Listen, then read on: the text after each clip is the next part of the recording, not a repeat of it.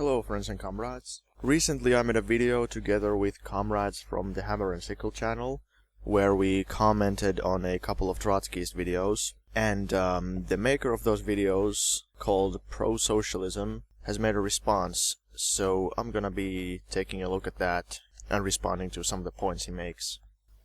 He starts off by basically complaining that we quote-unquote omitted parts of his video, that we didn't show his video in its entirety. Well, I mean, that is slightly ironic considering that he himself doesn't show our video in its entirety but only shows like bits and pieces here and there.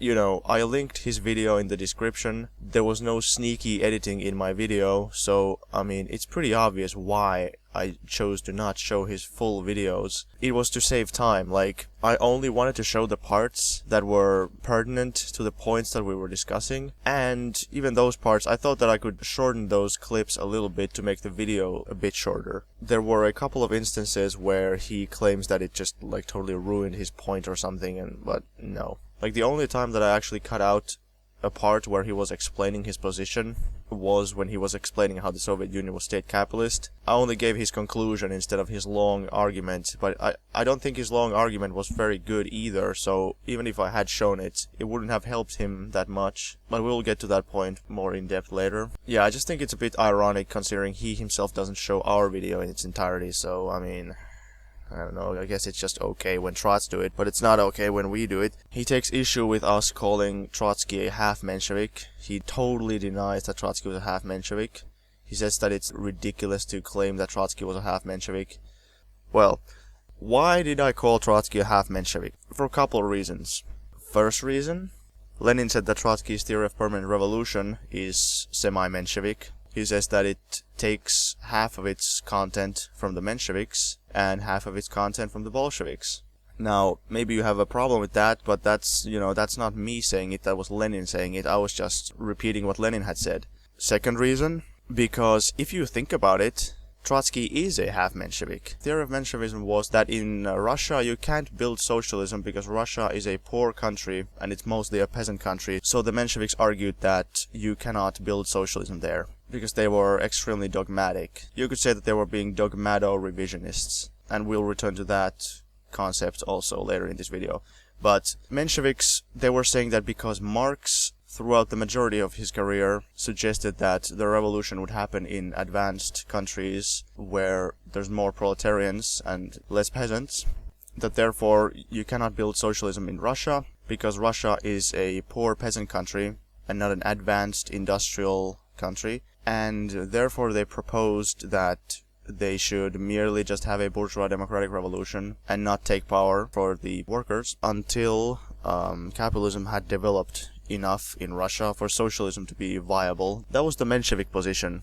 I have another video called Lenin's April Thesis and Trotsky's Permanent Revolution or something along those lines. I'll link it in the description. I talk about these things in that video. It's an older video, so the sound quality is not too good, but I talk about those things there. So, yeah, that was the Menshevik position. The Bolshevik position, on the other hand, was that you can build socialism in Russia, even if it is a poor country, and even if it is a peasant country. And then later on, when the question of permanent revolution came up, Lenin and Stalin said that it is possible to build socialism even in one country, even if it is a poor country, and so on and so forth. Trotsky, on the other hand, is in the middle. He says that he agrees with the Bolsheviks that you should take power for the proletarians, but he agrees with the Mensheviks that you can't build socialism in Russia. So Trotskyism literally is in between of Menshevism and Bolshevism. And third reason why I called Trotsky a half-Menshevik, because the group that Trotsky was in, the Mezhranцы, considered itself a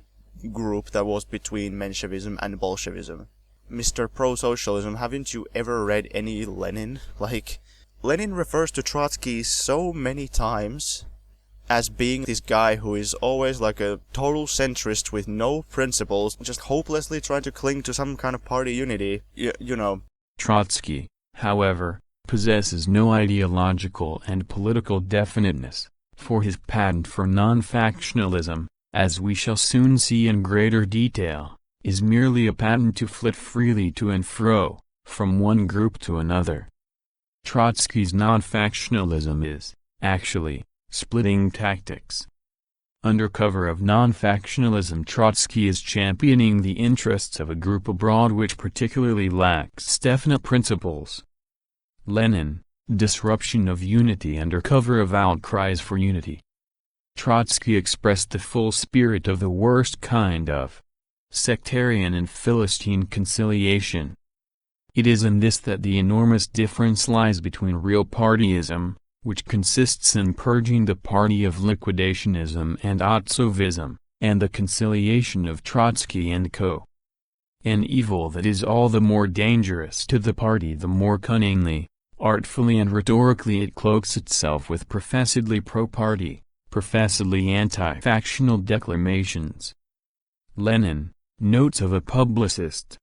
Trotsky was always doing that. He was like, before he was in the Mezhoriancy, which was a group that considered itself between Mensheviks and Bolsheviks. Before he was in that, he was in, he created something called the August Bloc, which tried to like unite all the different groups, like all the different opportunist groups in the Russian Social Democratic Labor Party. It was basically a block of everyone who was a horrible fake socialist, like everyone who wasn't a Bolshevik was in it. Like Trotsky, Labor Bund, the Otsovist, Liquidators, and all kinds of groups like that. And Lenin destroyed him on that issue. Trotsky has never yet held a firm opinion on any important question of Marxism.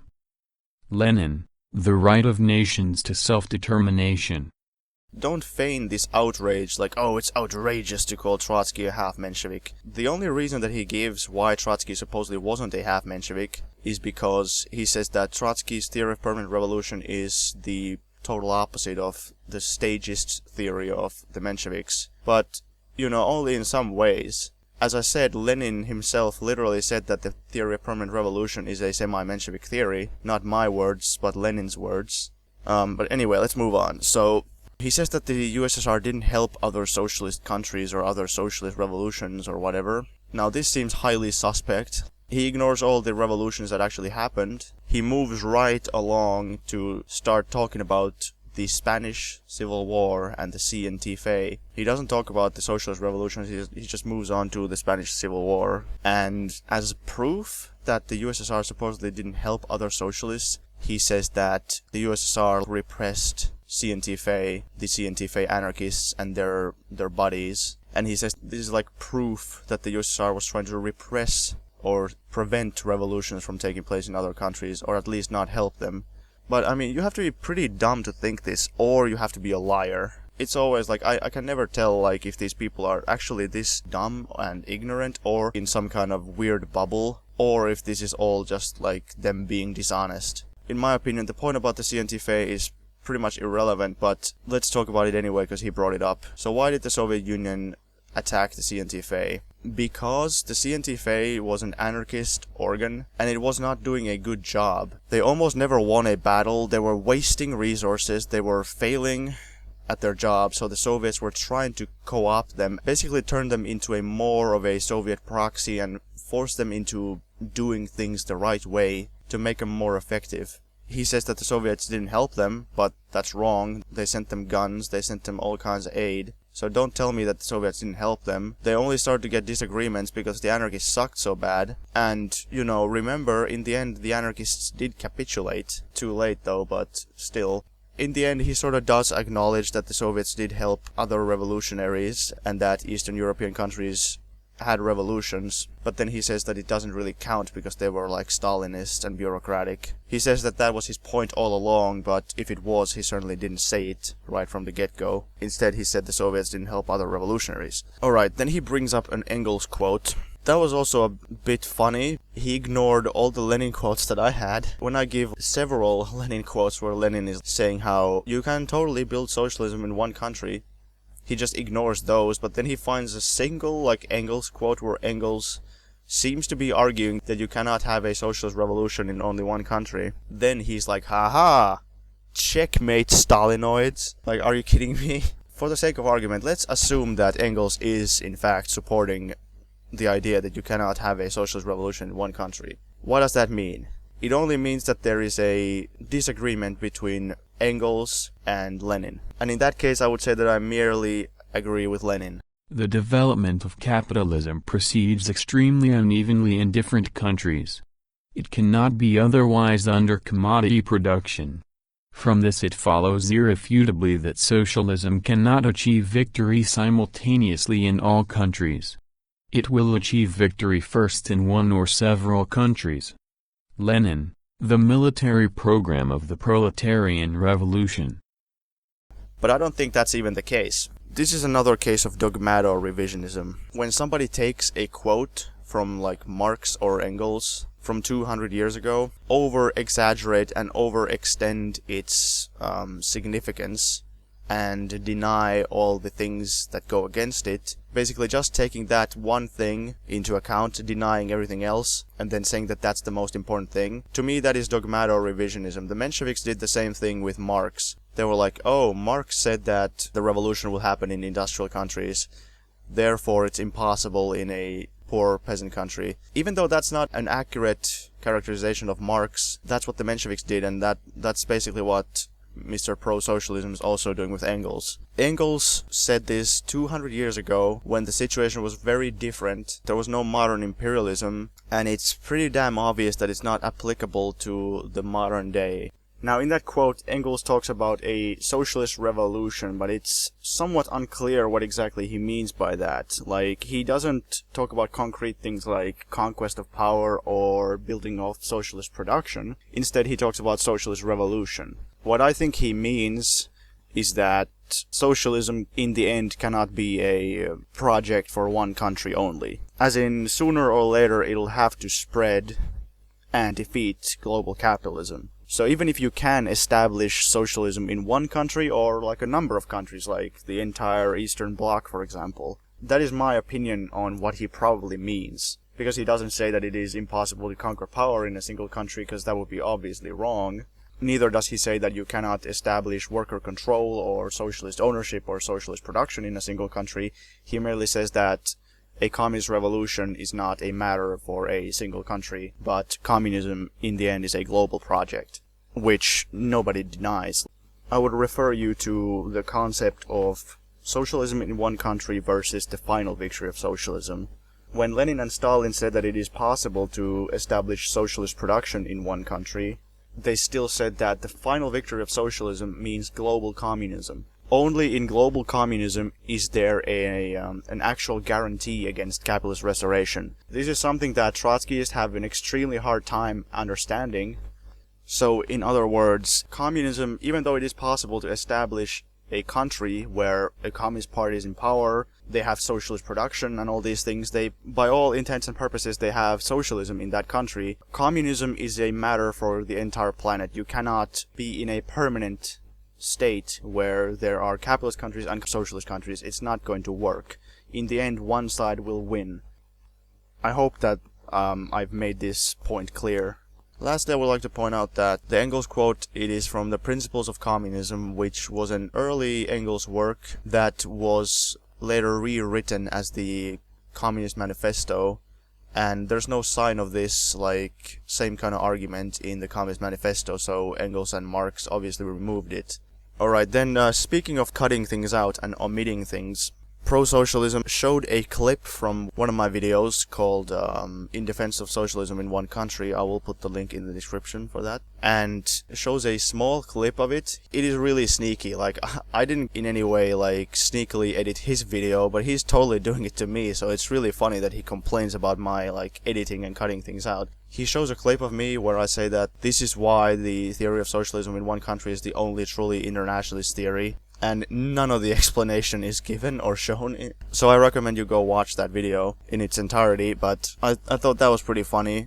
If you're curious, the point I was making is that the theory of socialism in one country is the truly internationalist theory, because it states that socialism can be built in any country, even if it is a poor country, even if it is a third world country. They all have the ability to build socialism. If they don't have the necessary prerequisites for the socialist construction, then they can at least work towards getting those prerequisites, instead of just like surrendering. Whereas Trotsky's theory of permanent revolution states that socialism can only happen if the rich European countries first have rebellions and then it spreads to other countries. which, you know, these days it's totally like out of touch. It shows that Trotskyists are totally out of touch. Then he talks about the Revolutionary Military Committee and like its role.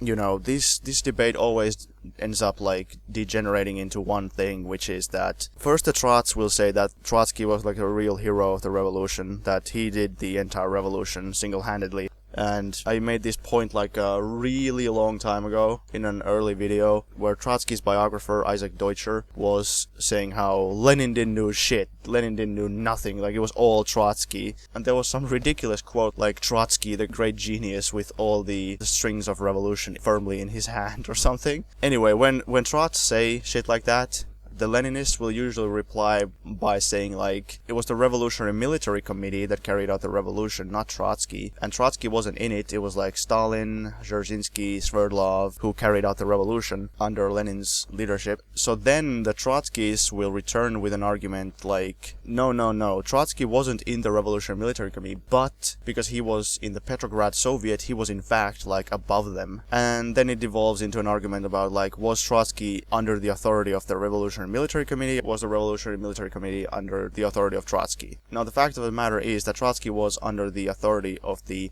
Revolutionary Military Committee, not the other way around. It was the Revolutionary Military Committees that carried out the actual revolution in every city. And then as his final proof, he gives like a Stalin quote supposedly, which is like supposedly a quote from Pravda that was then published in a book called The October Revolution, which I'm probably going to make a separate video specifically about that because it's a bit of a complicated thing.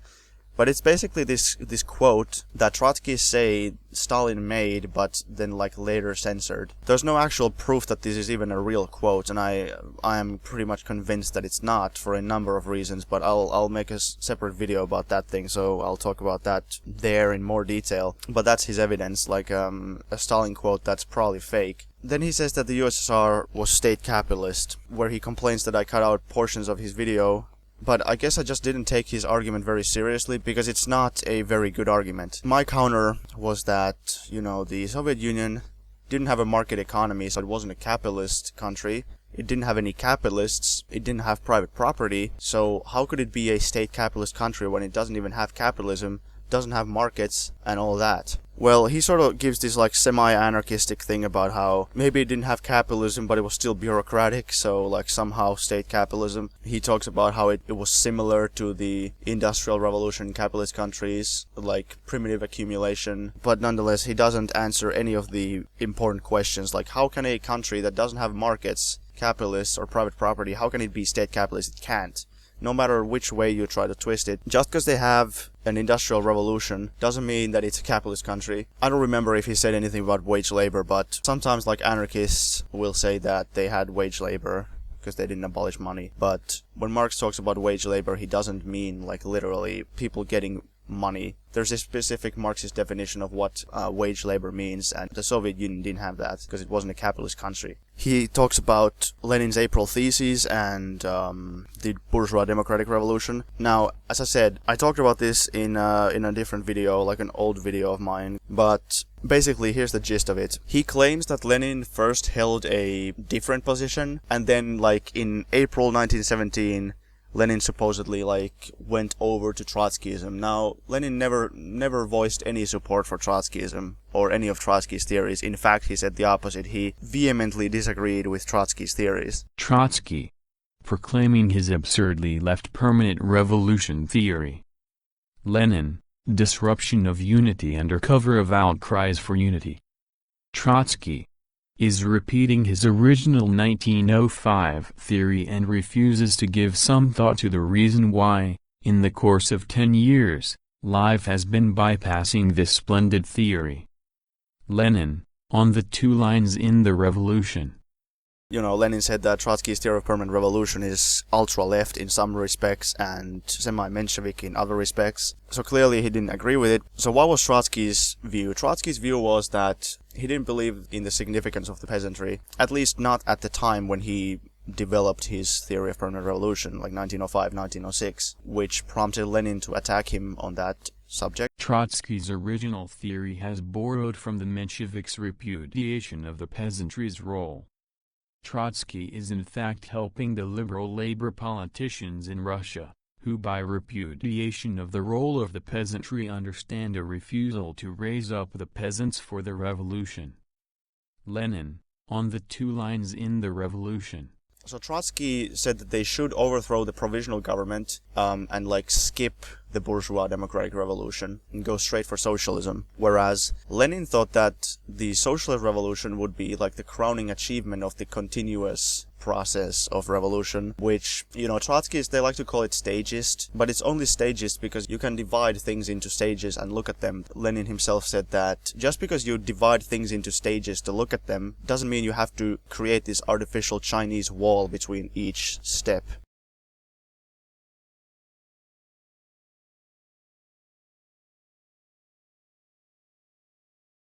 So Lenin did divide them into stages, but he still thought that the process was continuous, sometimes being more rapid than, and sometimes being more protracted, sometimes being more intense, and sometimes more lax, but it's still a continuous process. This Trotskyist, he says that Lenin basically just agreed with Trotsky and was like, yeah, no, let's not have the bourgeois democratic revolution, let's just have a socialist revolution.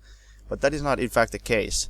Lenin argued that the Kerensky provisional government was not carrying out the tasks of a bourgeois democratic revolution, that the only way to truly carry out the tasks of the bourgeois democratic revolution was to overthrow the Kerensky government and then create a truly revolutionary provisional government, which would then finally ensure the success of the democratic revolution. And this is a very logical argument. Remember, Kerensky didn't do any of the things that the people wanted. No peace, no land, no food, nor did he grant them any kind of, special democratic rights. To support his claim, this Trotskyist, he gives some quotes from Lenin's 1905 books, like, I think it was Tactics of Social Democracy in the Democratic Revolution. His argument only makes sense if you believe that Lenin first, supposedly held an incorrect view and then corrected himself to Trotskyism, which isn't the case. He always held the same view, that first they're gonna have a bourgeois democratic revolution and then a socialist revolution. Remember, this debate didn't start in 1917. This debate started in 1905 in connection with the 1905 revolution. So they were already talking about these things then. So the bourgeois democratic revolution failed then, and Trotsky was incorrect at the time, and the bourgeois democratic revolution finally succeeded and its gains were solidified and protected by the October Revolution. Lenin didn't support Trotskyism. The April Theses do not support Trotskyism. They happen to have one conclusion in common with Trotsky, which is that they should overthrow the provisional government, but for totally different reasons. Cocktails to the White House. Yo, it's time to make a move right now. Call Marx in the parks after dark by candlelight, getting spied on by